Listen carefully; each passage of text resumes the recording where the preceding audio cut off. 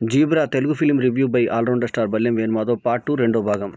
ఇక ఈ సినిమాలో మెయిన్ సత్యదేవ్ మీద నుంచి ఎక్కువ ఫోకస్ ధనుంజయ్ మీద ఉండడము, అది కొంచెం ప్రేక్షకులకు అంటే ఆల్రెడీ రికగ్నైజ్డ్ ఫేస్ ఉన్నటువంటి సత్యదేవ్ కన్నా కూడా వేరే హీరో మీద ఎక్కువ కథను ఫోకస్ చేయడం, ముఖ్యంగా సెకండ్ హాఫ్లో అతన్నే మెయిన్ లీడ్ కాగా చూపించారు. సో అతనికి ఒక కొడుకు ఉండడము, అతనికి ఒక మాఫియా బ్యాక్గ్రౌండ్ ఉండడము, అతని మీద డెవిల్ అని చెప్పేసి ఒక పచ్చబొట్టు ట్యాటూ ఉండడం, అది లాస్ట్కి రామచంద్రరాజు గుర్తుపట్టడం. తర్వాత అతని నేపథ్యంతో పాటు ఇక్కడనేమో ప్రియా భవానీ శంకర్ ఒక కేసులో ఇరుక్కోవడం. అంటే ఏం ప్రాబ్లం అంటే 2 lakhs రూపీస్ ట్రాన్స్ఫర్ చేసేటప్పుడు 4 lakhs రూపీస్ ట్రాన్స్ఫర్ చేసేటప్పుడు వేరే పేరు మీద పొరపాటున కొడితే వాళ్ళు వచ్చి ఈమెతో వివాదం పెట్టుకోవడము. సో దాంతో కొంచెం ఇబ్బంది పరిస్థితి ఏర్పడ్డప్పుడు ఆమెకి, సో చాలా కష్టమయ్యేటువంటి పరిస్థితుల్లో హీరో ఆమెను కాపాడే క్రమంలో తను అది 2 lakhs వేరే దానికి తను స్ప్లిట్ చేసినప్పుడు టెంపర్ వంశీ అతన్ని డబ్బులు తీసుకొచ్చి మళ్ళీ తిరిగి వేయడము. ఆ నేపథ్యంలో ఇతను కొంచెం బ్యాంక్ ఫ్రాడ్ లాగా ఇతను కనిపించడము.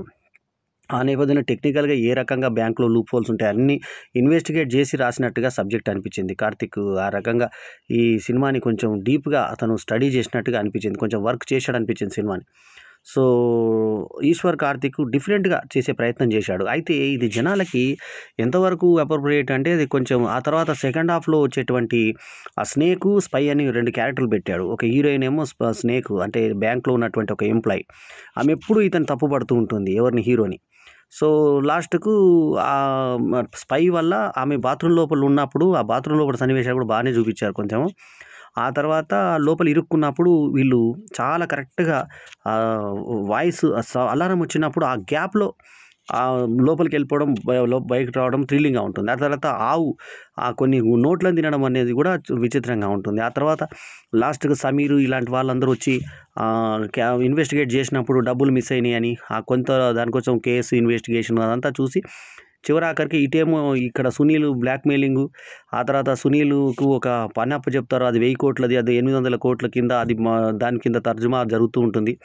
సో దాంట్లో ఇతను మధ్యలోకి వచ్చిన తర్వాత ఇతను 5 కోట్ల రూపాయల ట్రాన్స్ఫర్ని ఒక ప్రెస్టేజ్ ఇష్యూగా తీసుకొని ఈ విలన్ డాలీ ధనుంజయ్ ఏం చేశాడు, అతన్ని ఏ రకంగా ఈ హెల్ప్ చేశాడు, ఈ బ్యాంకు లూప్ హోల్స్లో ఏ రకంగా జరిగింది, అది ఈ 5 కోట్లు ఎవరు మిస్ చేశారు, తీరబోతే అది ఒక అనాథాశ్రయం కోసం, ఒక అనాథ పిల్లల కోసం, ఒక వికలాంగుల సంక్షేమం కోసం చేశారన్నట్టుగా చూపించినప్పుడు టెంపర్ వంశీ వైఫ్, ఆ టెంపర్ వంశీ చనిపోయిన తర్వాత టెంపర్ వంశీ వైఫ్ ఇది చేసినట్టుగా చూపించారు. రామరాజును ఒక ముఖ్య అనుచరునిగా చూపించారు, వాళ్ళే టెంపర్ వంశీని చంపినట్టుగా చూపించారు. ఆ తర్వాత ఏం జరిగింది, అలా భార్య డల్గా అయిపోయి ఆమె ఆ బ్యాంకులో ఆమె కూడా వికలాంగురాలు, so physically challenged person.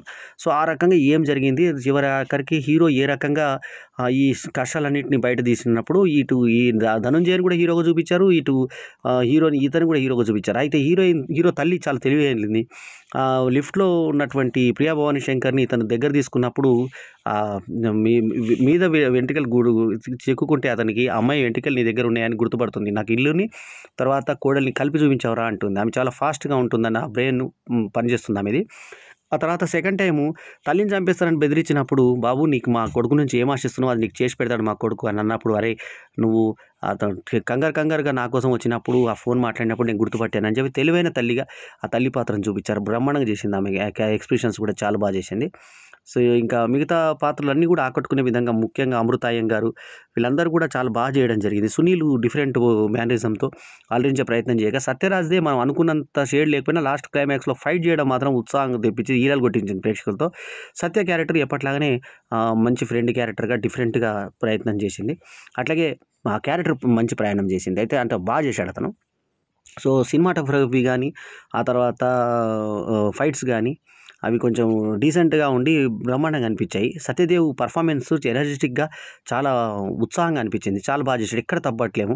So Karthik ఈశ్వరు అంటే సామాజిక ప్రయోజనాన్ని పక్కన పెడితే, అంటే అది చెడు నుంచి చూపించే సినిమాగా ఒక బ్యాంక్ రాబరీని, తర్వాత చెక్కు ఎలా ఫోర్జరీ చేయాలని దాన్ని ఇట్లాంటి ఒక వక్రమార్గం యువత పట్టేటువంటి అవకాశాలు మెండుగా ఉన్నటువంటి సినిమాగా చెడుగా చెప్పుకోవచ్చు ఈ సినిమాని. కాకపోతే ఏంటంటే ఒక టెక్నికల్గా ఒక డిఫరెంట్ సినిమా చేసిన ప్రయత్నంలో ఇంగ్లీష్ లెటర్స్తో జీబ్రా అని ఇట్లా లెటర్స్ కూడా ఇంగ్లీష్లో పెట్టి చేసినటువంటి విధానము రాను తెలుగుని మర్చిపోయి తెలుగు సినిమాను కూడా మనం ఇంగ్లీష్ లోగోలతో ఈ మధ్య ఈ సంవత్సరం ముఖ్యంగా 2024 చాలా సినిమాలు వచ్చాయి. ఒకటి తమిళ సినిమాలే పేరు రావడం, ఇవి ఇంగ్లీష్లో లెటర్స్తో రావడం, ఇదొక ఆనవాయితీగా అయిపోయింది.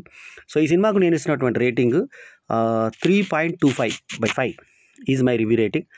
ఈ వారం వచ్చిన సినిమాల్లో అది మన మెకానిక్ రాకీ కొంచెం ప్రేక్షకుల్ని అలరించే సినిమాగా ఉంటే, జీబ్రా ఒక రకమైనటువంటి ప్రేక్షకుల్ని, అంటే కొంచెం మల్టీప్లెక్స్ ప్రేక్షకుల్ని ఎక్కువ ఆకట్టుకునే సినిమాగా, ముఖ్యంగా కింద స్థాయి ప్రేక్షకులు ఎక్కువ అర్థం చేసుకునేటువంటి పరిస్థితి లేని చాలా టెక్నికల్ టర్మ్స్తో వెళ్ళిన సినిమాగా జీబ్రా అని చెప్పుకోవచ్చు. అయితే ఆన్లైన్లో మోసాలు ఏ రకంగా జరుగుతాయి, డబ్బులు వేరే వాళ్ళకి తీసుకొచ్చి ఇతని ఫ్రాడ్గా చూపించి ఇంటర్నేషనల్ టెర్రరిస్ట్గా అతను చిత్రించేటువంటి ప్రయత్నం చేయడం ఒక వెరైటీ కాన్సెప్ట్గా అనిపించింది.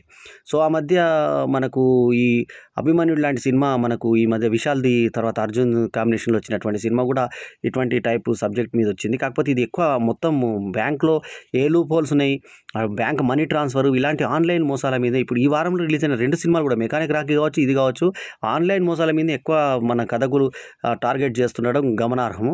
ఇది ఈశ్వర్ కార్తిక్ ఒక మంచి కొత్త ప్రయత్నం చేసినటువంటి సినిమాగా జీబ్రా అని చెప్పుకోవచ్చు. సమర్థనీయమైనటువంటి నిర్మాణ విలువలు ఉన్నా కూడా సమర్థనీయమైనటువంటి అంశం లేదు ఇందులో. సో అది కొంచెం రాంగ్ ప్రాపగేండ్గా వచ్చేటువంటి అవకాశం ఉంది కాబట్టి అదొకటి పక్కన మినహాయిస్తే వినోదాత్మకంగా జీబ్రాని పర్వాలేదు అనిపించే స్థాయిలో చూడదగ్గ సినిమానే ఇది.